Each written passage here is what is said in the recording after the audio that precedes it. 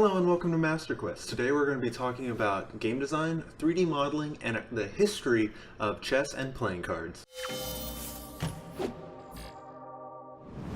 Hello again, my name is Hunter, and let's get started. So firstly, in Elements of Games, in Module 3 we looked into where 3D modeling fit in the production pipeline of video games. Generally a 3D artist will step into development once the art direction and game design has for the most part been finalized. These artists then take the concept art and then begin recreating it in 3D. We also went over what makes up a 3D model. First, a vertex, which is a singular point in space. And this is used kind of as the foundation of our model. Secondly, we have a tri, which is a triangular plane with one vertex on each corner. Quad, a plane made up of two tris or four vertices. A polygon, similar to a quad, but is a plane made up of three or more vertices. A mesh, which is the collection of the polygons that create our model. A UV map is a two-dimensional representation of our model that we use to paint textures on. Think a clothing pattern. Texture map. Using the UV map, the texture map is a method of defining high quality detail on the model. A light map. It is used to artificially show lighting information on our model without having to process the lighting real time. And then lastly, we have a normal map. A normal map is an image that stores the direction of each pixel. A normal map is commonly used to fake high resolution detail on a low resolution mesh. We then watched an interview with Yamin Shulay. I couldn't find this interview anywhere, but he is an instructor at AAU, and he has posted a couple of tutorials that I'll link down below. But here are the key points that he brought up in the interview. Focus on the fundamentals. Nothing is more important than just sitting down and drawing every day. Research your subject matter, more than just a top layer Google search. Have the discipline to keep working every single day. Have the patience in yourself. It takes a long time to reach the goals you've set. The communal aspect in game development is very important. Working together and communication is paramount. Learn to let go of things. Just let it go. Practice, practice, practice. Also ask yourself, why are you doing this? Find this reasoning and use it to further yourself. Then he discussed what are the most important things to keep in mind as an environment artist. 1. Reuse assets when possible. Making module assets can save many man-hours. Knowing the correct level of detail for the particular mesh you're making. Reuse textures when you can. It saves time and lowers the numbers of draw calls. Is the environment dynamic or static? Can the player or physics interact with the environment? Lastly, we were asked to write a short paper on a notable 3D artist and sort of explain what makes their portfolio stand out. I chose Kyle Bromley. I'll post a link to his portfolio down below. Recently, Kyle worked on the newest God of War, and he made some amazing environment work.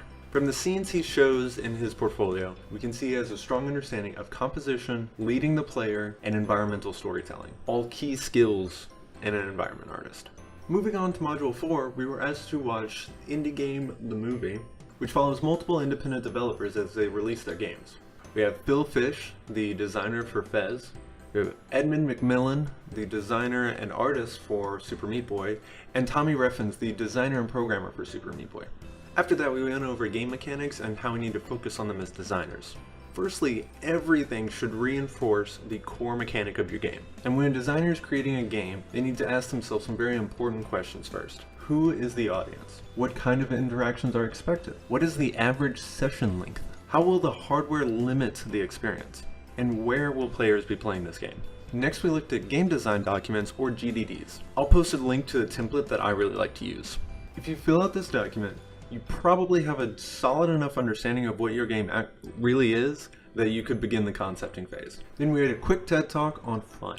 As always, linked down below. Lastly, we were asked to find an article about a current trend in the gaming industry. The article I found was about Todd Howard stating that the style of Fallout 77 was not going to be the style of all their future games. The paper really focused on the industry's current sort of shift to multiplayer games and really sort of putting single player experiences sort of in the backseat. There are still plenty of single player games being made, of course, that are just phenomenal, but looking at the industry as a whole, there's definitely that move towards multiplayer.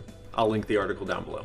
Moving on to history and techniques of games, in Module 3 we focused on the history of chess and how it evolved through the ages. There's a lot to go over on this subject, so I'm going to put a link down below to a video that explains the history of chess through Europe far better than I ever will. We then went over the idea of convergent or divergent evolution.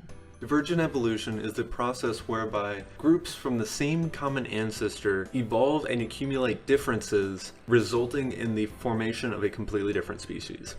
Convergent evolution, however, is the process whereby species that are not closely related independently evolve functionality or visual attributes that are similar to each other. We can look at the evolution of games with this idea in mind.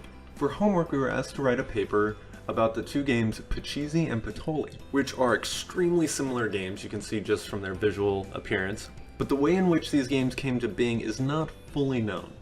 And the debate whether these games came from divergent or convergent evolution is still up for debate.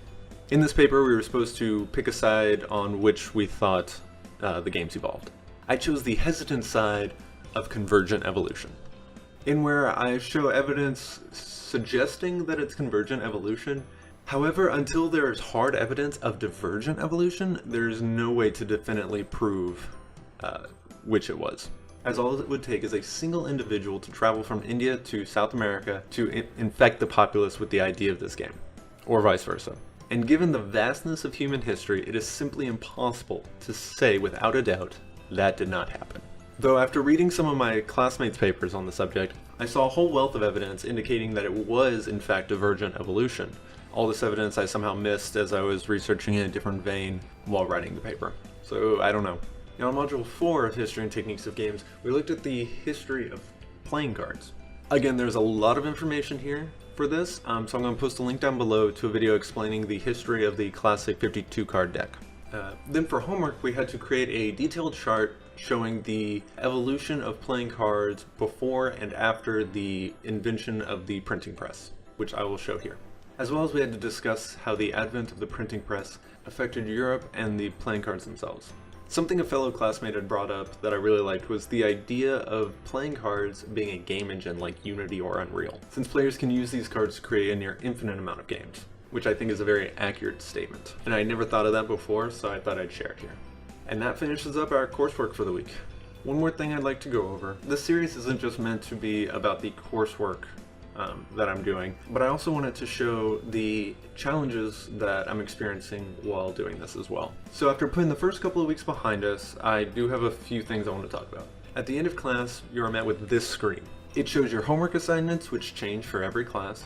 However, it doesn't show if you have a quiz or not for that class. Because of this, I completely missed the quiz for Module 2 in History and Techniques for Games. I take full responsibility for this mix-up, as I should have dug deeper to find out if there was a quiz, but I can't help but to think that the user interface for this could have been just a little bit better to help prevent this from happening. Secondly, during each lesson, there are questions at the end of each page sort of gauging how closely you're paying attention. About 60% of these questions are worded very poorly and make it kind of difficult to answer. It'd be nice to have just a little better writing for these. Fortunately, those won't really set you back in any way if you miss one. And lastly, I am really tired of writing papers. They aren't even long papers, but I'm tired of them. Like if they were all part of my thesis, I'd be okay with it, but 7 papers in 2 weeks is killing me. As always, let me know your thoughts down below.